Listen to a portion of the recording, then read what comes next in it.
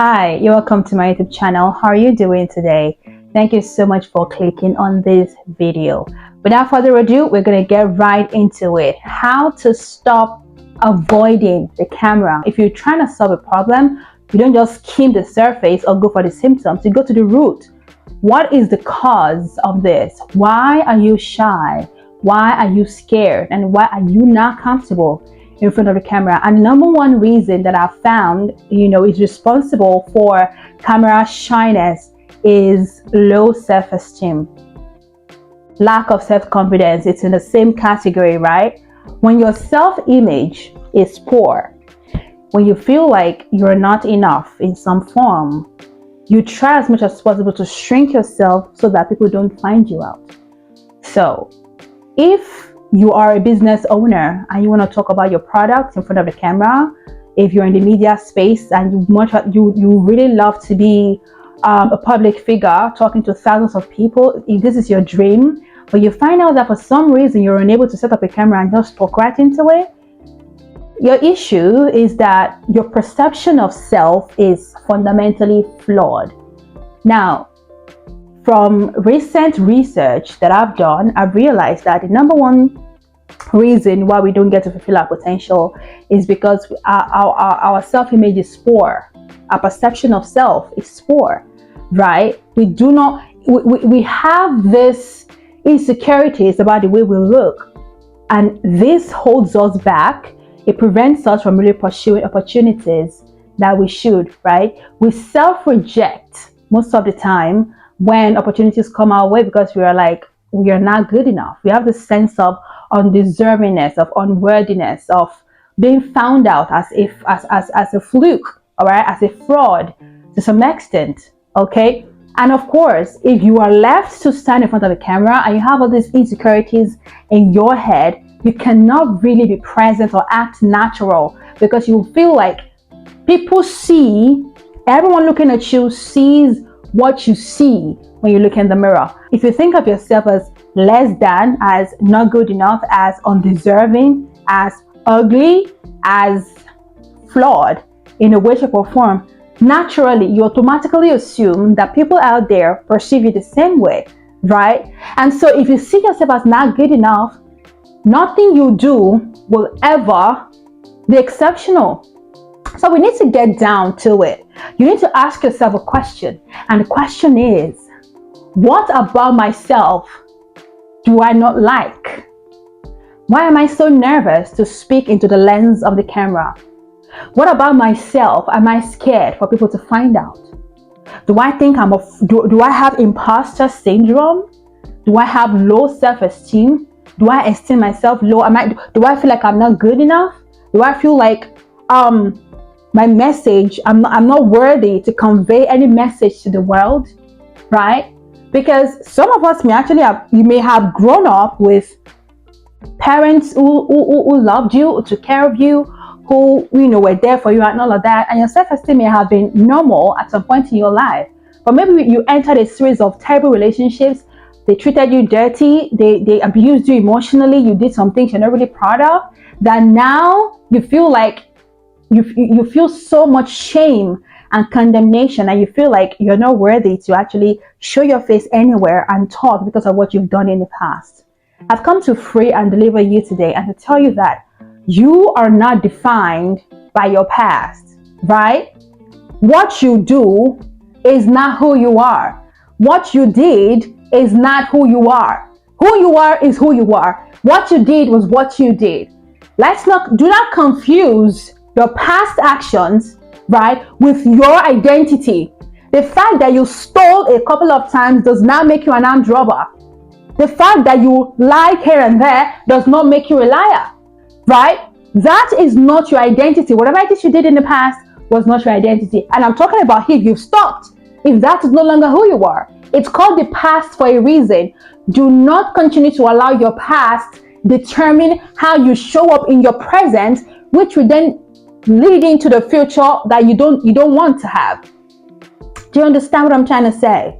Because I've realized that what happens to us, especially as females, is that because we have an unsavory past, it ties us down and bogs us down and prevents us from stepping into all that God has for us. And that's just because we judge ourselves, we shame ourselves, we flog ourselves over and over and over again, asking ourselves why we didn't do any better back then, asking ourselves why we did what we did, because despite knowing better.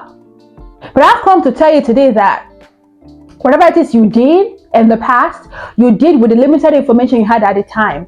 The person that made those mistakes was the naive you, was the gullible you, was the vulnerable you, was the angry you, was the hurt you. You know better now, right? You'll be shocked what this has to do with camera confidence. I'm helping you to peel back the layers of why you are shy and nervous and you lack self-confidence in the first place, because you have let yourself down way so many times that you cannot even bear to look at yourself in the mirror. You cannot even bear to look at your own image for so long before getting cringy. And I've come to bring you good news that whatever it is you feel right now, you can overcome it. You can overcome it. You really can. You really can. Probably you feel like you're not beautiful. My question is, who set the standards for beauty? Who did? Society did. Society did. In the 20s, the beautiful lady was size 0. Later, you had to have hourglass figure. Later, you had to be thick. Now, you have to be slim thick. We don't know what's going to be in the next 10 years. So what happens? Because beauty standards evolve from generation to generation, which means that you need to understand and know that your looks, the body you have, was given to you by God on purpose. You didn't just have this body by mistake, right? You may not like, now I don't want to delude you or buy into the you're beautifully and wonderfully made thingy spiel. I don't want to buy into that, right? Some people are not exactly good looking. Let's be frank. They are not. And we need to be sincere with them. All right? They are not. We need to be, Shegun Arize, case in point. The body is just dust. It's just a suit.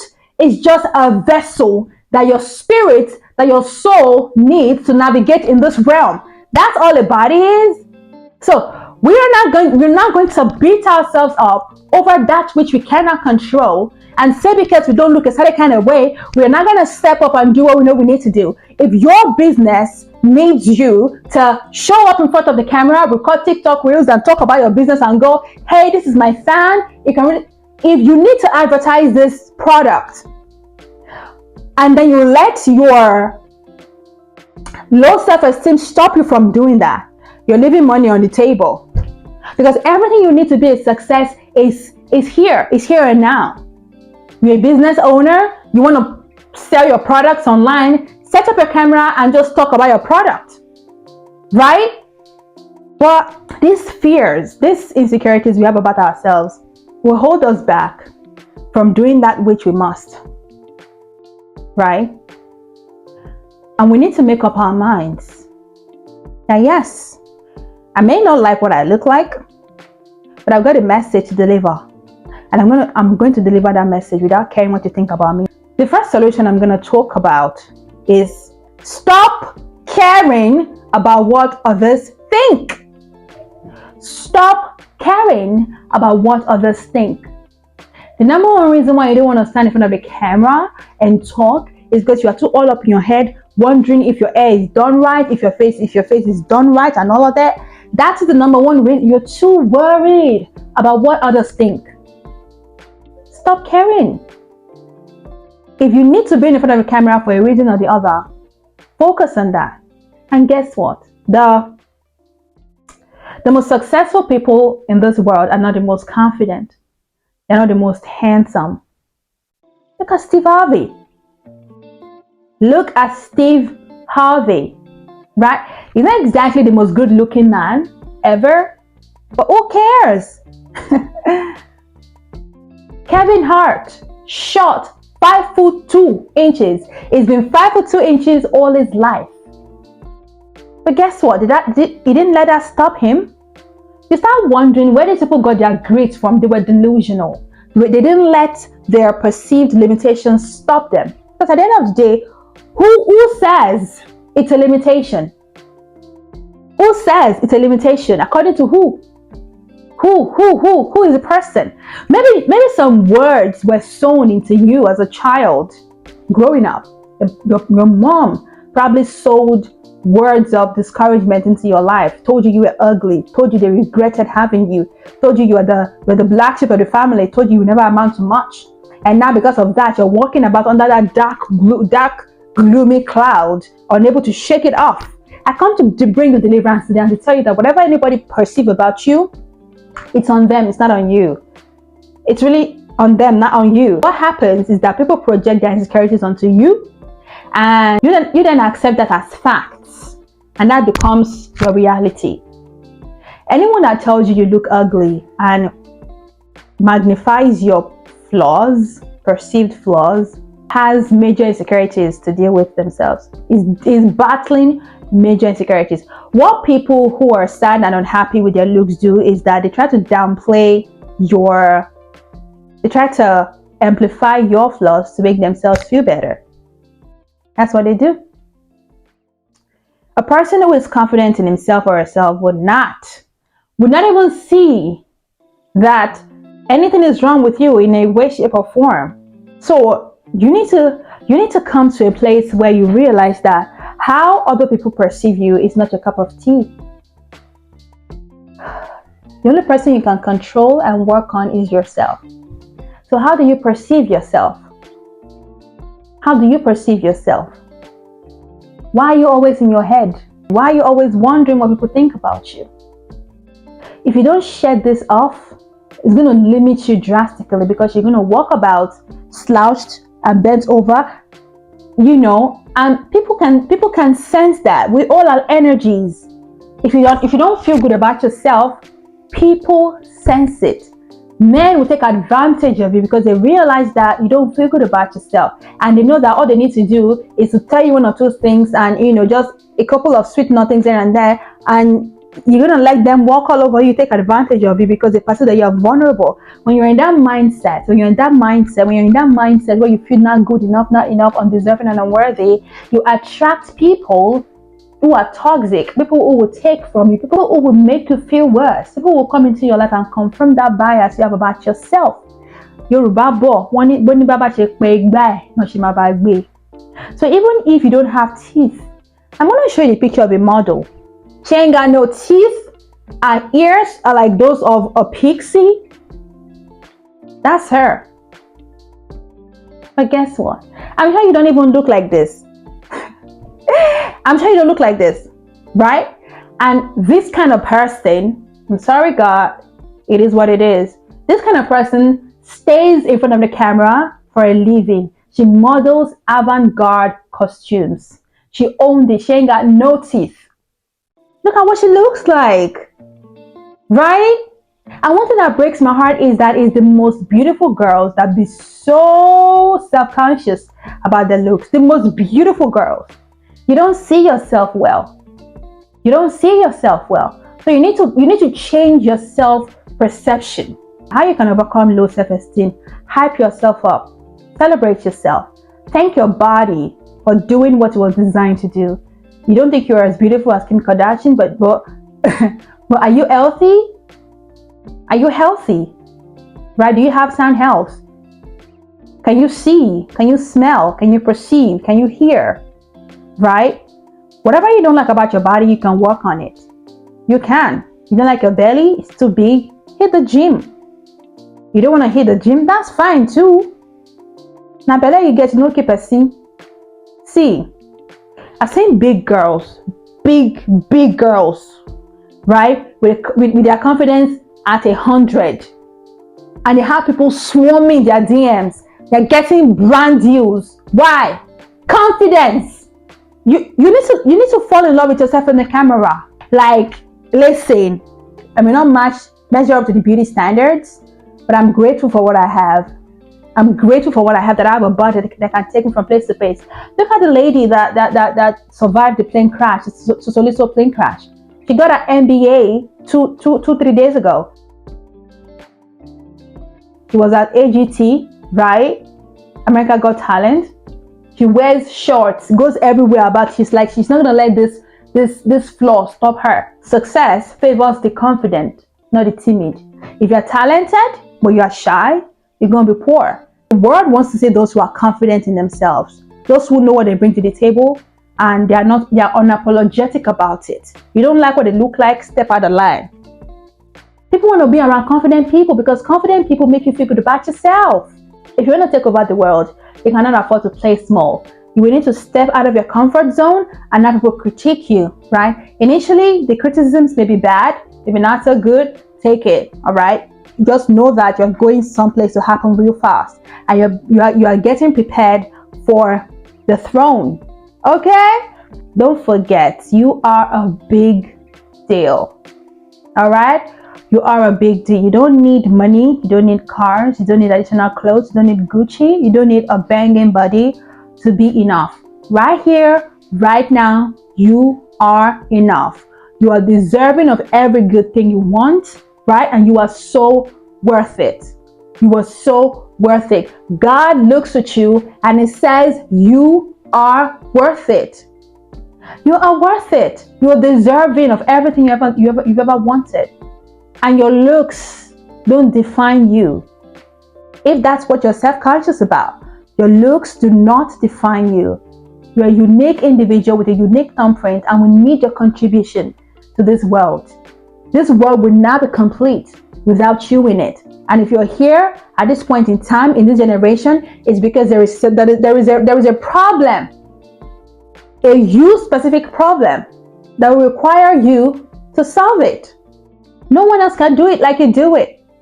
No one else can do what you do like you do it.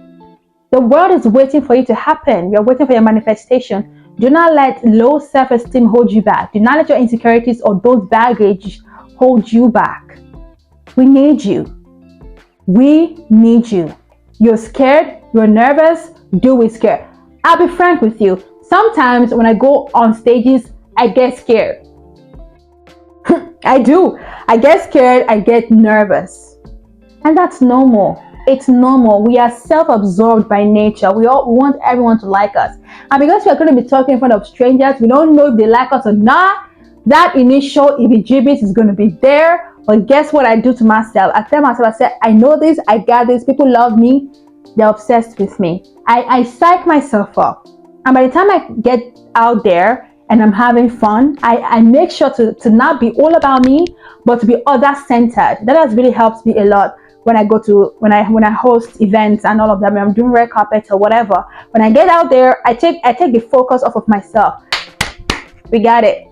Okay, we got it. That's it for today. Thank you so much. If this resonated with you, kindly let me know in the comment section below. The world will welcome you if you have welcomed yourself. The world would accept, embrace, and approve of you when you accept, embrace, and approve of yourself, right? Do not expect to receive from people what you have not given to yourself yet. Because at the end of the day, your experience of the world is determined by how you're experiencing yourself at time. So if you feel like you're an amazing person, you're good, you're that's the energy you exude into the universe, and then you get that right back, right? Whatever it is you send out, you receive. All right, that's it for today. If you have any questions, kindly let me know in the comment section below, and I'll catch you on the next one. Bye.